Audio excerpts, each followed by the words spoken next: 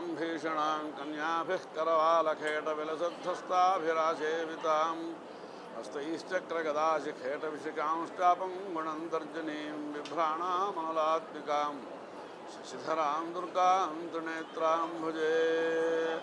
దుర్గాయే నమః. చాలా కాలంగా మన అమ్మవారి సన్నిధిలో చైత్రమాస నవరాత్రములు పురస్కరించుకొని పుష్పార్చన అనేక మంది భక్తుల యొక్క భక్తిభావముతో దేవస్థానం వారి సన్నిధానం వారి యొక్క సహకార సన్నివేశములతో ఈ పుష్పార్చన చాలా కాలం బట్టి జరుగుతుంది.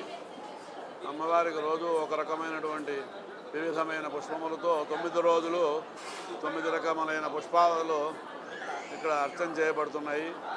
భక్తులు ఎంతో సహకరిస్తున్నారు. అమ్మవారికి చాలా ప్రీతి అయినటువంటివి. ఏదైనా సరే ఏది లేకపోయినా పుష్పం లేకుండా పూజ కుదరదు. పూజ అంటేనే పుష్పం. జాతి అయితే ఒక పుష్పం సమర్పిస్తాం, ఇంకా జాతి అయితే అనేక పుష్పం సమర్పిస్తాం, లేకపోతే ఒక్క పుష్పం సమర్పించి నమస్కారం చేస్తాం. కాబట్టి అమ్మవారికి పుష్పములంటే చాలా ప్రీతి. తత్రాపి అమ్మవారు శక్తి స్వరూపిణి. అనేక రకమైనటువంటి మల్లికా మాలత్యాది వివిధ కుసుములతో ఆవిడ అనేక పుష్పములతో మాలలు ధరించినట్లుగా ఆ మూర్తుల విశేషాలు చెప్పినప్పుడు తెలియబడుతూ ఉంటాయి. ఒక్కొక్క అమ్మవారు ఒక్కొక్క పుష్పాన్ని ధరించినట్టు జాజీ కుసుమం అని, అలాగే బంధూక కుసుమం అని, మందార కుసుమం అని, ఇలాగా తులసీ మాలలని, మారేడు బిల్వమాలలని ఇలాగా అమ్మవారు ధరించినట్లుగా మనకు ఆ రూపంలో కనిపిస్తుంటాయి చూస్తూ ఉంటే. అలాంటి అమ్మవారు ఇవాళ ఈ 9 రోజులు చక్కగా భక్తుల చేత వివిధ కుసుముల చేత ఆరాధింపబడటం అంటే పుష్పం అంటే ఏమిటంటే బహిర్వ్యాపారంగా కనిపించేది పుష్పం. అందుకోసం మనస్సు అనేటువంటి పుష్పం సమర్పించడం చాలా విశేషం. ఆ మనస్సు పుష్పం సమర్పించాలంటే ఎవరి వల్ల కాదది, సాధన చేస్తే కానీ కాదు.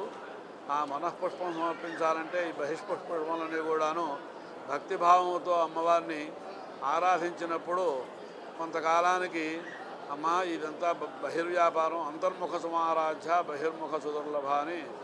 అంతర్ముఖ సమారాధ్య అంటే అమ్మవారిని అంతర్ముఖంగా ఆరాధించడం చాలా కష్టం, సాధనతో కూడుకున్నది. అదే బహిర్ముఖంగా ఎంతో పత్రి తీసుకొచ్చి పుష్పం తీసుకొచ్చి వేయడం అంటే అది చేతవుతుంది. ఎంతవరకైనా సరే ఎవరికొకళ్ళకి చేతవుతుంది. కానీ అంతర్ముఖంగా ఆరాధన మనఃపుష్పం సమర్పించడం చాలా కష్టం. అందుకోసం ఆ రకమైన స్థితిని పొందడం కోసం మానవుడు ఈ రకముగా అనేక విధములైన కుసుమములు పుష్పములు అమ్మవారికి సమర్పించి, పుష్పం అంటేనే సుగంధముతో కూడుకుంటుంది. మనస్సుకు సుగంధం కావాలి, దుర్గంధం పోవాలి. దుర్గంధం అంటే ఏమిటి? మనస్సులో ఉన్న మాలిన్యములు, రాగద్వేషాలు, కోపములు, కామక్రోధాలు, మదమాత్సర్యాలు ఇవన్నీ ఉన్నాయే, ఇవన్నీ దుర్గంధములు. మనస్సుకి, మనఃపుష్పానికి ఇవన్నీ దుర్గంధములు.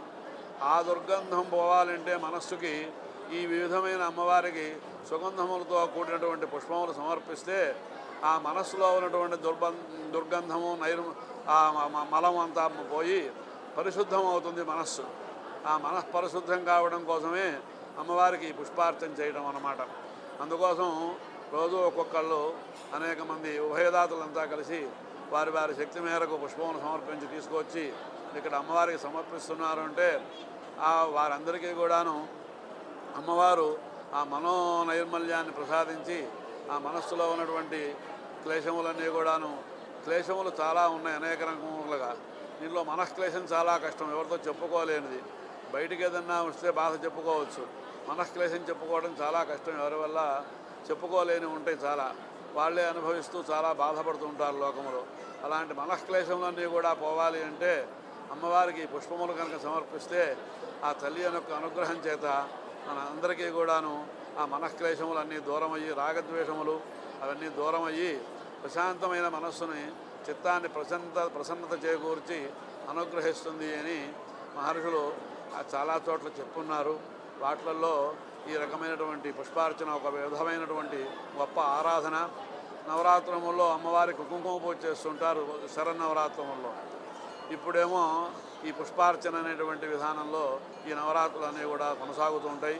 కాబట్టి అమ్మవారి అనుగ్రహంతో కూడాను ఈ 9 రోజులు భక్తులంతా కూడా ఇంకా చాలామంది, ఇవాళ చాలా తక్కువ మంది వచ్చారు. చాలా కొత్త మండపం ఏర్పాటు చేశారు అమ్మవారికి. ఈ రకమైనటువంటి సన్నివేశం చాలా బాగున్నది. అందరూ కూడా భక్తులు 50 మంది కూడాను విశేషంగా వచ్చి అమ్మవారి ఆరాధనలో పాల్గొని వారి చేతైన పుష్పములు సమర్పించి అమ్మవారి అనుగ్రహానికి పాత్రలు కావాల్సిందిగా నేను ప్రార్థిస్తున్నాను. ఆ తల్లి దయ అందరికీ ఉండాలి. అమ్మ దయ ఉంటే అన్నీ ఉన్నట్లే తల్లి. జై జగదంబకి జై.